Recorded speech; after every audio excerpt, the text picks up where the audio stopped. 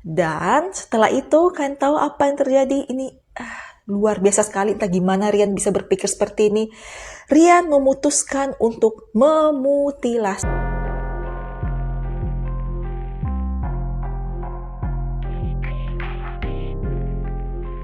Halo guys, kembali lagi dengan aku Joanna. Aku adalah storyteller kasus kriminal dan misteri.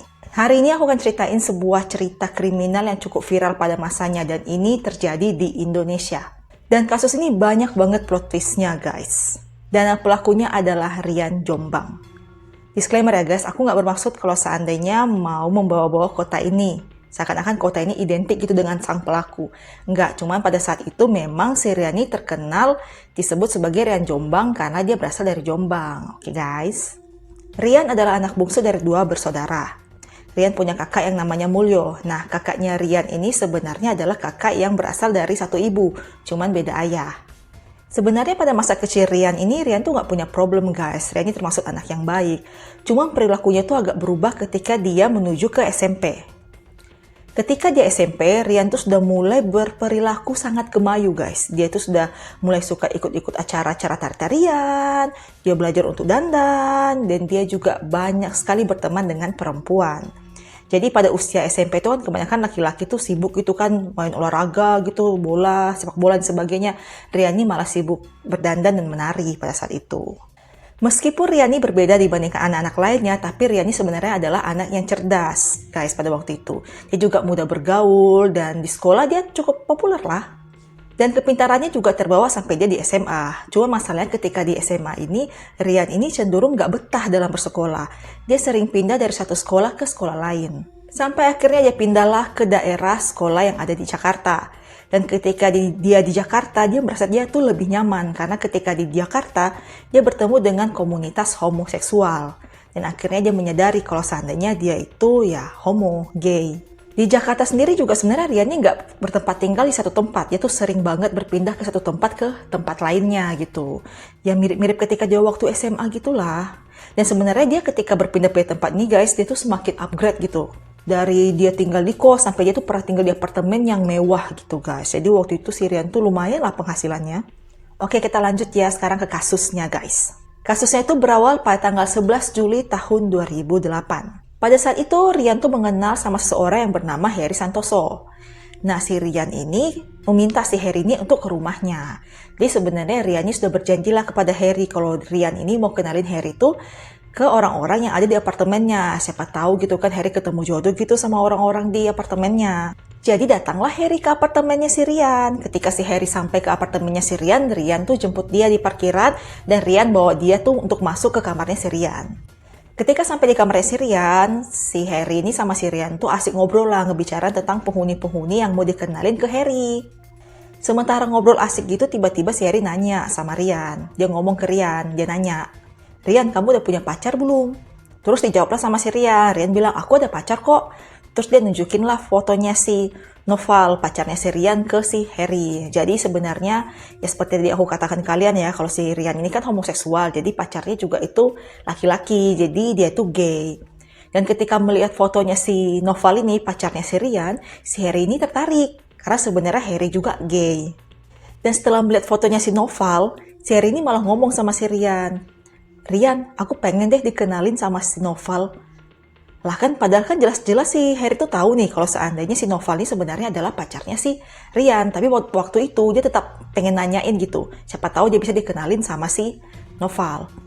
Nah, ngedengar pernyataannya si Heri, emosi lah ya kan si Rian. Soalnya kan Rian dengan jelas-jelas mengatakan kalau itu pacarnya. Kok malah mau pula diembat, mau pula ditikung sama si Heri. Tapi pada saat itu, si Rian tuh masih ngomong baik-baik. Dia tuh masih negur lah si Heri. Dibilang dia, Heri jangan kamu ngomong seperti itulah gitu. Namun meskipun sudah ditegur sama Rian, si Heri ini tetap ngotot. Dia tetap pengen banget dikenalin sama si Noval. Dia pengen banget bisa berkencan sama si Noval. Karena si Heri ini maksa si Rian, ya emosi lah si Rian. Akhirnya mereka berantem gitu, adu mulut. Kemudian argumen mereka tuh makin lama makin panas. Sampai akhirnya ada kata-kata si Heri itu yang menyinggung hatinya si Rian. Karena waktu itu tersinggung si Rian, Rian akhirnya nempeleng, ngetampar si Heri. Nah, Heri diperlakukan seperti itu tentu ngebalas ke Rian. Akhirnya berantem lah mereka, adu fisik. Mereka saling pukul-pukulan lah waktu itu guys. Dan pada saat itu ya kan, si Rian ini tiba-tiba tuh ngambil pisau yang dekat dengan posisinya, terus dia nusuk si Harry. Dan dia tuh nusuknya nggak cuma sekali guys, dia tuh tusuk berkali-kali sampai akhirnya Harry ini jatuh ke sofa bed. Pada saat si Harry ini jatuh terlentang di sofa bed, bukannya berhenti gitu ya kan, si Rian ini malah terus-terusan gitu nusuk si Harry. Ditusuk-tusuklah sama si Rian itu di bagian dada dan perutnya si Harry. Aduh tuh bisa kebayang sih tuh, pasti saat ditusuk-tusuk tuh udah seberapa banyak darahnya itu di sofa bednya itu. Dan setelah ditusuk-tusuk si Harry ini di posisi yang tidak berdaya, ya wajar lah ya, dia pasti sudah kehilangan banyak darah kan pada saat itu. Dan ketika dia sudah tidak berdaya, si Rian tuh nyeret dia tuh untuk masuk ke kamar mandi. Sampai di kamar mandi si Harry berteriak-teriak, ternyata si Harry ini masih hidup guys. Dan mendengar ceritanya si Harry, si Rian ini tiba-tiba langsung ngambil pisau terus dipakai dia buat nusuk-nusuk mulut dan wajahnya si Harry guys. Bu, serem banget sih, bayangkan udah perut ditusuk, dada ditusuk, terus muka dan juga mulut ditusuk gengs. Setelah tusuk-tusuk seperti itu kan, bukannya selesai, nggak selesai. Si Rian mengambil gagang shower terus dipukul-pukul-pukul di kepalanya si Harry sampai Harry itu diam. Sampai Harry itu nggak bergerak sama sekali.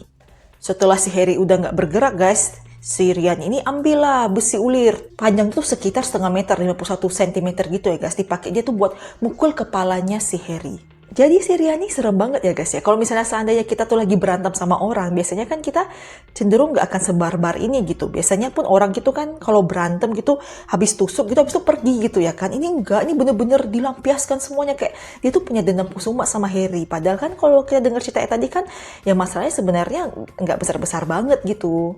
Jadi seperti aku bilang tadi ya guys, kalau seandainya si Harry itu posisinya sudah diam, dia sudah nggak bergerak sama sekali. Dan setelah itu kalian tahu apa yang terjadi? Ini luar biasa sekali, entah gimana Rian bisa berpikir seperti ini. Rian memutuskan untuk memutilasi Harry. Jadi si Rian itu memutilasilah tubuh si Harry itu menjadi 7 bagian guys. Ada kaki yang dipotong, kepala dipotong, badan dipotong. Dan setelah dia memutilasi si Harry, anggota tubuhnya si Harry ini dimasukkan ke dalam koper dan juga dimasukkan ke dalam tas. Setelah memutilasi si Harry, si Rian kemudian bersih-bersih lah. Dia menghapus semua noda darahnya si Harry yang ada di rumahnya gitu. Selain bersih-bersih, dia juga membuang besi yang tadi dia pakai untuk menyerang si Harry gitu ke tempat sampah yang dekat dengan apartemennya. Setelah dia udah bersih-bersih, udah ngebuang alat bukti, dan dia juga sudah rapikan anggota tubuhnya si Harry ke dalam tas dan juga ke dalam koper, akhirnya si Rian ini mikir, aku harus buang kemana lah ya anggota tubuhnya Harry ini. Terus dia kepikiran lah, oh iya ya, kalau seandainya Harry ini kan kesini tuh bawa mobil. Ya udah, dia mau pakai mobilnya si Harry untuk ngebuang anggota tubuhnya si Harry, guys. Rian kemudian membawa tas dan juga ngebawa koper yang berisi anggota tubuhnya Harry ke dalam bagasi mobilnya Harry. Saat Rian memasukkan anggota tubuhnya si Harry ini ke dalam bagasi mobilnya Harry, sebenarnya ada security yang notice. Security-nya itu datang ke tempatnya Rian, ke mobilnya si Harry itu, terus nanya, Pak mau kemana? Terus Rian jawab lah, oh aku tuh pengen pindahan gitu ke rumah orang tuaku. Terus security-nya kayak, oh ya udah gitu pergi aja guys. Jadi nggak ketahuan kalau saat itu sebenarnya si Rian tuh sedang ngebawa anggota tubuh si Harry. Setelah dia memasukkan seluruh anggota tubuhnya si Harry ke dalam mobil, dia pun berusaha menghidupkan mobilnya Harry. Namun dia mencoba berkali-kali, mobilnya Harry itu nggak hidup-hidup juga, gengs. Akhirnya dia pusing lah, aduh gimana ini kan? Oh ya udahlah, aku coba cari taksi lah. Jadi dia turun dari mobilnya si Harry, kemudian dia tuh berjalan ke depan apartemen sambil mencari taksi. Sampai akhirnya dia ketemulah satu mobil taksi. Setelah ketemu mobil taksi ini, dia tuh masuk ke dalam mobil taksi, terus bilang ke supirnya kalau seandainya sebelum pergi dia ke parkiran mobil apartemennya dulu. Dia ke parkiran mobil apartemennya itu supaya dia tuh bisa kembali ke mobilnya Harry untuk mengambil tas dan koper yang berisi anggota tubuh si Harry. Dan saat itu dia pun memindahkan koper dan tas itu ke dalam bagasi mobil taksi. Kan bayangkan guys, kalian jadi supirnya itu, kan kalian gak tahu apa-apa gitu kan. Dan ketika kejadian ini mencuat, gimana perasaan kalian guys? Ternyata taksi yang kalian pakai sehari-hari itu bagasinya pernah diisi sama potongan tubuh orang. Ini serem sih. Ya kita lanjut ya wey. Setelah itu Rian masuklah ke dalam mobil taksi, terus dia meminta kepada supirnya untuk mengantar ke daerah Pondok Indah. Namun sebelum masuk ke daerah Pondok Indah, tiba-tiba si Rian ini tuh minta untuk supir taksinya itu berbelok. Dan ketika dia berbelok, dia melihat ada tanah kosong di situ. Si Ryan lihat tanah kosong itu, dia berpikir, ini tempat yang pas banget nih untuk membuang koper dan juga tas yang berisi anggota tubuhnya si Harry. Jadi dia hentikanlah si supir taksi untuk berhenti di tanah kosong tersebut. Sampai di sana, si Ryan ini menurunkanlah tas dan juga koper yang berisi badannya si Harry tadi. Terus dia bayar uang kepada si taksi. Si taksi kemudian pergi, dan ketika si taksi pergi, dia pun meninggalkan koper dan juga tas yang berisi anggota tubuh badannya si Harry. Itu kan tanah kosong guys, dan sebenarnya nggak jauh dari pemukiman warga. Jadi sangat cepat banget ketahuan sama warga kalau ada mayat yang dimutilasi pada saat itu. Akhirnya warga pun menghubungi pihak kepolisian dan pihak kepolisian pun datang. Kemudian anggota tubuhnya Harry dibawa untuk dilakukan otopsi. Setelah melakukan banyak penyelidikan, akhirnya ketahuanlah kalau anggota tubuh tersebut adalah milik si Harry Santoso. Dan polisi kemudian berusaha untuk mencari siapa pelakunya, siapa orang yang tega memutilasi Harry Santoso. Jadi polisi menyelidikilah dari banyak sekali aspek sampai akhirnya polisi itu menyadari kalau ternyata kartu ATM-nya si Harry ini masih aktif. Polisi akhirnya melacak transaksi ATM-nya si Harry. Dan dari sekian banyak transaksi, ada satu ATM yang menangkap wajahnya si Ryan. Dan Ryan sebenarnya ngambil uang ini nih untuk berfoya-foya guys, untuk dia dan juga untuk si Noval. Karena wajahnya si Ryan ini sudah ketahuan ya kan di ATM gitu, di CCTV, akhirnya si Ryan pun bisa ditangkap. Akhirnya geger ya kan, semua orang tuh ngeliput gitu kan, karena kasus mutilasi di Indonesia ini kan sangat jarang ya guys ya kan, dan begitu-begitu sadis kan, jadi banyak orang yang tahu, banyak orang yang gempar gitu. Dan seperti aku bilang tadi awal, Ryan ini tuh gampang bergaul dengan banyak orang kan, jadi Ryan tuh kenal dengan banyak orang, dan ketika dia jadi tersangka, banyak orang yang ngerasa janggal. Yang janggalnya adalah karena banyak banget orang yang ngelapor ke polisi bahwa anggota keluarga mereka atau kenalan mereka itu hilang, dan kenalan mereka ini kenal sama si Ryan. Jadi mereka tuh takut jangan-jangan si Ryan ini berhubungan gitu dengan hilangnya anggota keluarga mereka. Mendengar banyaknya laporan dari warga, akhirnya si polisi melakukan penyelidikan. Polisi terus interogasi si Ryan. Dan tidak butuh waktu yang begitu panjang ya guys ya, si Ryan pun akhirnya mengakui bahwa sebenarnya Ryan juga melakukan pembunuhan sebelumnya. Ryan juga mengakui kalau seandainya orang-orang tersebut telah dihabisi dan juga telah dikubur di rumah orang tuanya. Akhirnya polisi bergegas datang ke rumah orang tuanya dan melakukan penyelidikan. Polisi melakukan penggalian di rumahnya orang tuanya si Ryan ini yang ada di Jombang. Dan ketika mereka melakukan penggalian, mereka sangat terkejut guys. Karena pada tanggal 21 Juli 2008 pada saat dilakukan penggalian, mereka menemukan banyak sekali jasad-jasad orang yang ada di rumah orang tuanya si Ryan. Di penggalian pertama di tanggal 21 Juli itu, mereka tuh menemukan 3 mayat.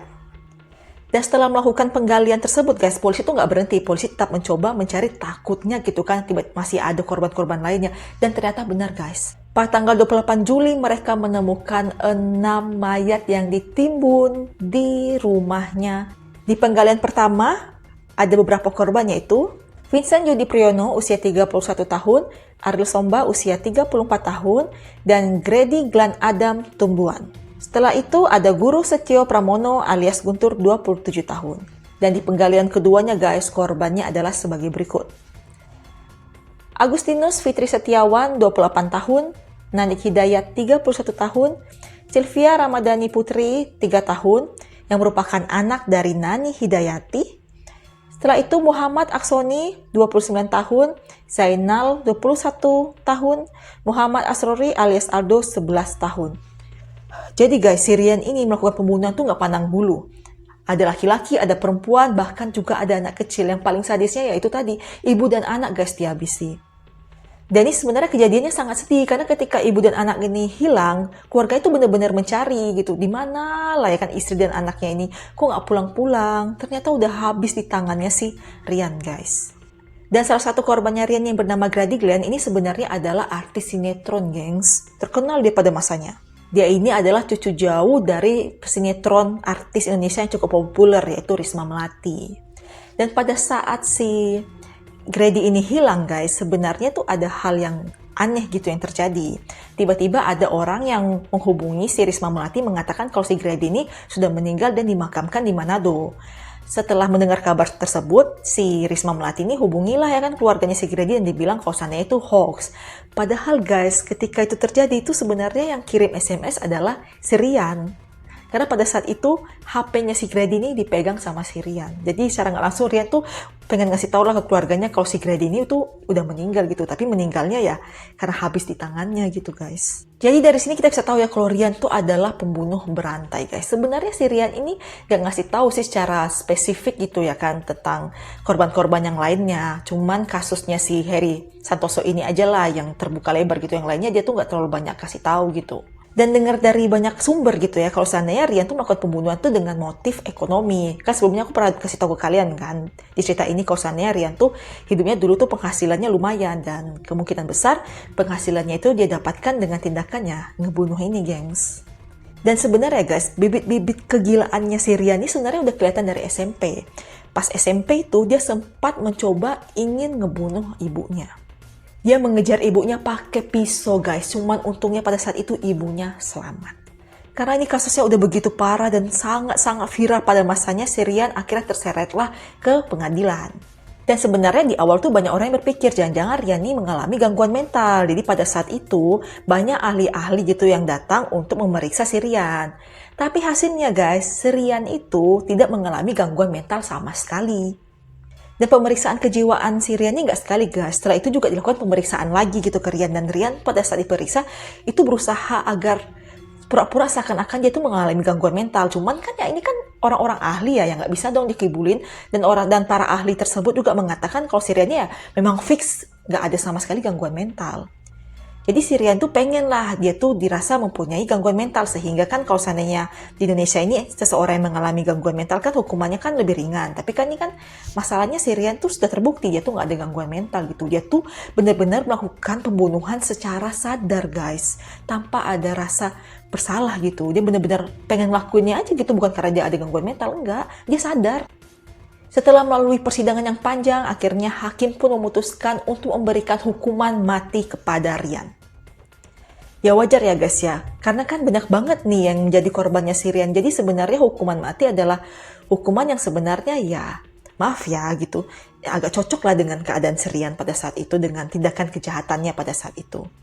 Tapi meskipun diberikan hukuman mati, si Rian ini bukannya merasa bersalah atau gimana, dia itu ngerasa nggak puas guys. Dia tuh mengajukan banding ke pengadilan, bahkan sampai ke peninjauan kembali. Bahkan katanya dia tuh sempat menghubungi presiden agar diminta untuk diberikan keringanan hukuman.